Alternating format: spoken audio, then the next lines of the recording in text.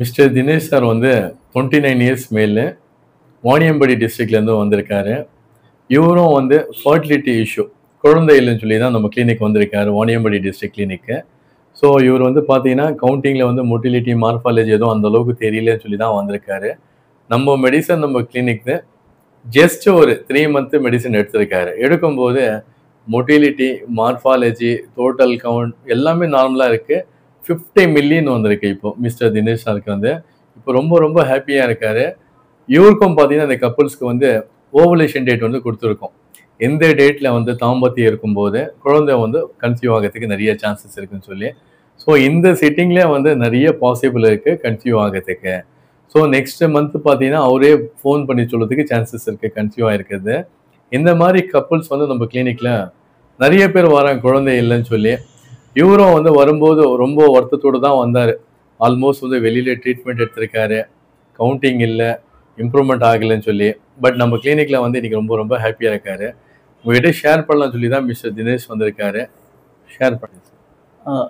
என்னோட நேம் பார்த்தீங்கன்னா தினேஷ். நான் வாணியம்பாடிலேருந்து வரேன். லாஸ்ட்டு 3 மந்த் முன்னாடி வந்து வாணியம்பாடி கிளினிக்கில் வந்து ட்ரீட்மெண்ட் எடுத்தேன். ஸோ எடுக்கும்போது பார்த்தீங்கன்னா, அப்போ 11 மில்லியன் தான் இருந்தது.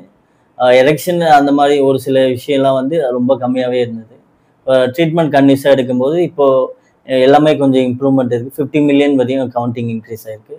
ஸோ மார்ஃபாலஜி எல்லாமே வந்து 50% கிட்ட இன்க்ரீஸ் ஆகிருக்கு. ஸோ ஹாப்பியாக இருக்கேன்.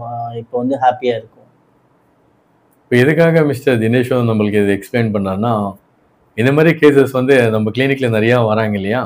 நிறைய பேர் வந்து வராம ஃபோன் பண்ணி கேட்குறாங்க.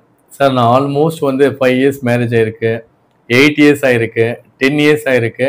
பட் இருந்தாலும் எனக்கு கவுண்டிங் வரல, மொட்டிலிட்டி இல்லை, மார்ஃபாலஜி இல்லைன்னு சொல்லி சொல்கிறாங்க இது.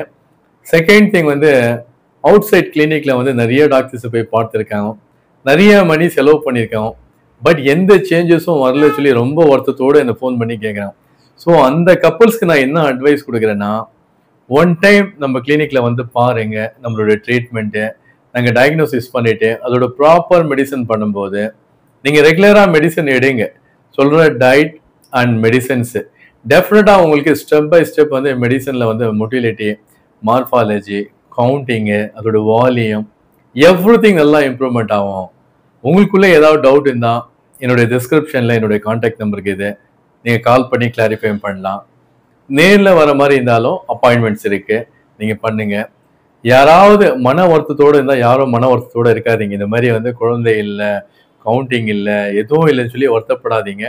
டெஃபினட்டாக ஒரு நாள் இல்லாத ஒரு நாள் உங்களுக்கும் கண்டிப்பாக வந்து இந்த ஒரு பிளெஸ்ஸிங்லேயும் சரி, மெடிசன்லேயும் சரி உங்களுக்கும் குழந்தை வரும். இது இந்த மாதிரி கப்புள்ஸ் வந்து நம்ம கிளினிக்கில் நிறைய சக்ஸஸ் ஆயிருக்கு இல்லையா?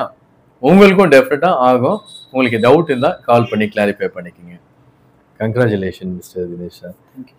ஏன்னா இவரும் வந்து வரும்போது வந்து வருத்தத்தோடு இருக்காரு, இன்னைக்கு ரொம்ப ஹாப்பியாக இருக்காரு. இந்த மாதிரி நீங்களும் வந்து ஒரு ஹாப்பியாக ஆகணும்னா டெஃபினட்டாக வந்து நீங்கள் ட்ரை பண்ணுங்க. நீங்கள்